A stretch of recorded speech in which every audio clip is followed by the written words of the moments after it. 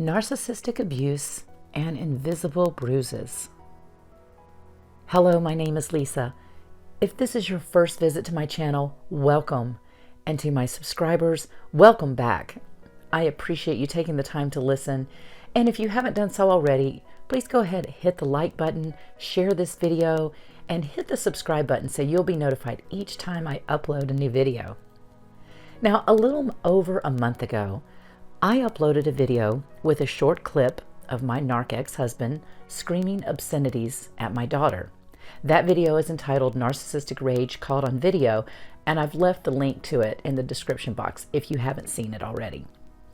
The overwhelming majority of comments and emails that I received in response to this video has been very positive. People sharing their own experiences with verbal, mental, and emotional abuse, and also condemning the behavior of my ex-husband. However, I did receive some comments suggesting the clip is too short, that perhaps it was taken out of context, and also asking what my daughter may have done to elicit this type of behavior from him. So, why is the clip so short? Well, I had no idea what happened was getting ready to happen. I'm the one that filmed the clip. At first, I was in shock. I couldn't believe what I was seeing and what I was hearing. Despite having him rage at me this way, I never thought he'd turn this kind of abuse towards my daughter, who had literally just arrived by plane and had been in our home less than 20 minutes. If you've watched the clip, you'll notice I put the camera down and you're still hearing it, but you just see my feet until he goes back into the house. That's because he had stepped off the porch and was coming physically closer to my daughter. You can see some of this in the video. I wasn't filming for a TV show or a movie. I was concerned for my daughter's safety, and I was afraid he was going to put his hands on her. So that was me going into protective mom mode. And there's more. It's not just a little tiny clip. It didn't end with him going into the house. He did come back out and he continued his rage. The whole incident lasted over half an hour. Later, even my daughter told me that she thought he was going to hit her.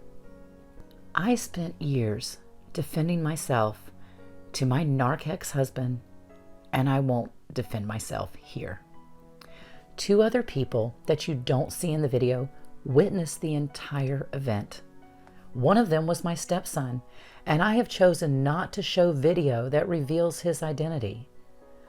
Other than being there, he was not a part of this, and therefore it was my decision to protect his privacy. So this is all the further explanation I'm going to give. And I want to say this. These comments doubting the abuse are idiotic. They really are. These kind of comments are the reason abusers are able to keep on abusing. And anyone who thinks this sort of behavior is justified or acceptable falls into one of two categories. Either you grew up or currently live in an abusive environment and have come to see this sort of thing as normal, or you're an abuser yourself, period. And of course, several of the comments and emails I received were anonymous, so they more than likely came from the ex-narc himself or one of his ridiculous flying monkeys. I find the comments ignorant and sometimes annoying, but they don't trigger me. Oh my God, I survived living in an abusive environment with a toxic narcissist, so silly comments on my YouTube channel are no problem for me right, at all. It's literally nothing compared to what I dealt with in my marriage. Victims of abuse are afraid to speak out for many reasons. One of the biggest reasons is the fear of not being believed. You've already been beaten down by the narcissist by their constant criticism, belittling, and gaslighting. You may have even been told no one would believe you. I was certainly told this. Victims also fear retaliation from the narcissist. That's a real fear. And maybe even from the flying monkeys, who are ridiculous idiots themselves, sticking up for someone that trashes them behind their backs and puts their 2 cents in on something that they were not a part of, something they never witnessed. They just mindlessly accept whatever the narcissist says.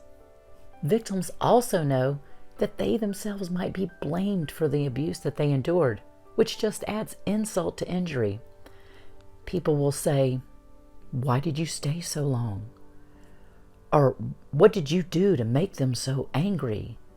Or, "I can't imagine so-and-so ever acting that way." These types of questions actually further the abuse the victim has already endured. Now you're in a position of defending yourself for surviving.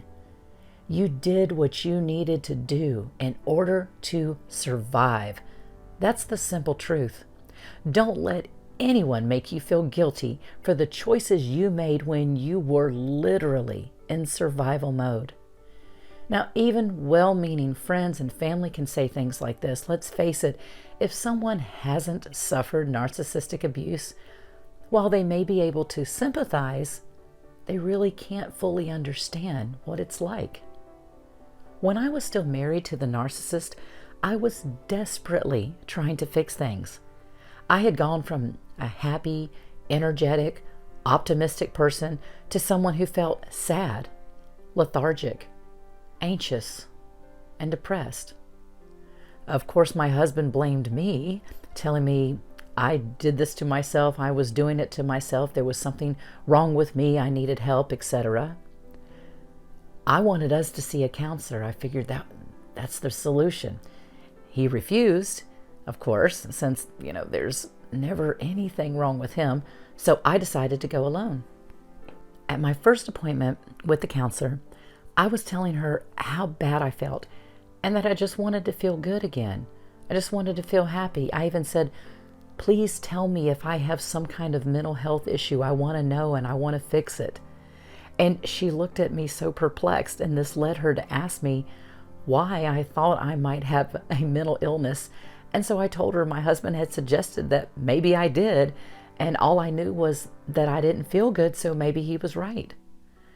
The counselor asked me more about my husband and my marriage, and as I began to relay some of the things that were happening, she started using words like controlling, demanding, bully, narcissist, and abusive.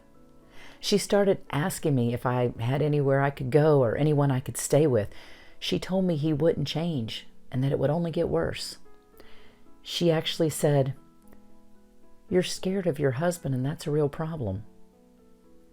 I wasn't ready to hear this. Instead of taking her advice, I ended up defending him and relaying nice things he had done for me. And I remember her saying, "So you believe you deserve to be treated this way?" Well, I never went back to that counselor.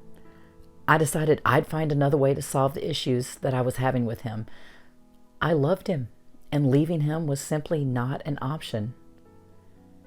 I thought about her telling me I was scared of him, and while I really hadn't seen it that way, it was actually true.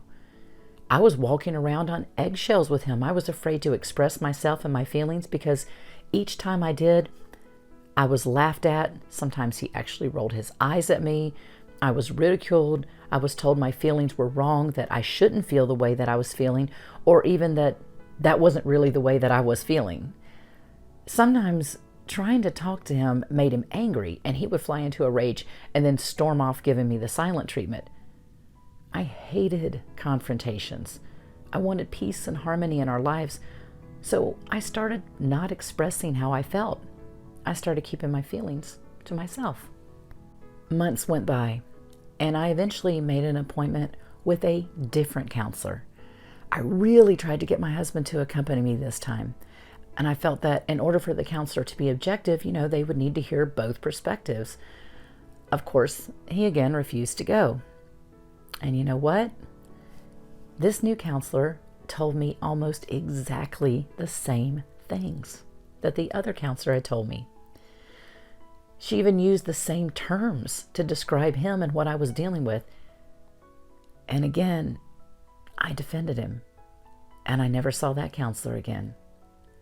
Now keep in mind, I also had friends and family tell me for a long time I needed to leave.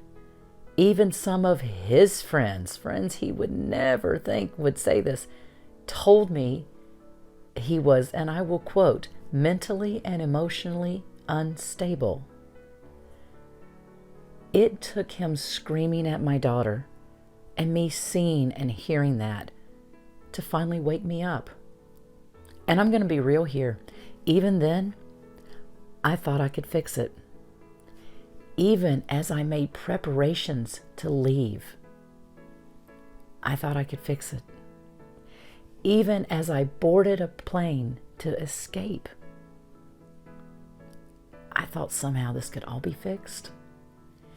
Even when he was served with divorce papers, I thought maybe somehow this relationship could be saved. So I understand how hard it is to leave your abuser. I get it. It's soul crushing. It wasn't until after he was served with divorce papers and his destructive actions and behaviors ramped up even more that I realized I had made the right decision. I talk about what happened later in some other videos that I've posted in the description box below, so you can check those out. And just know, abuse is not always physical. It can leave invisible bruises that no one sees. The longer you stay in it, the harder it actually becomes to leave. For those of you who have gotten out of a toxic relationship, I applaud your courage.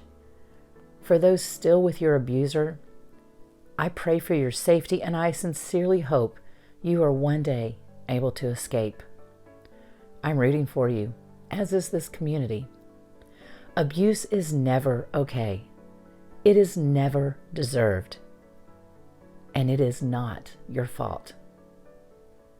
I'm sending you all much love and support. May you all have a blessed day.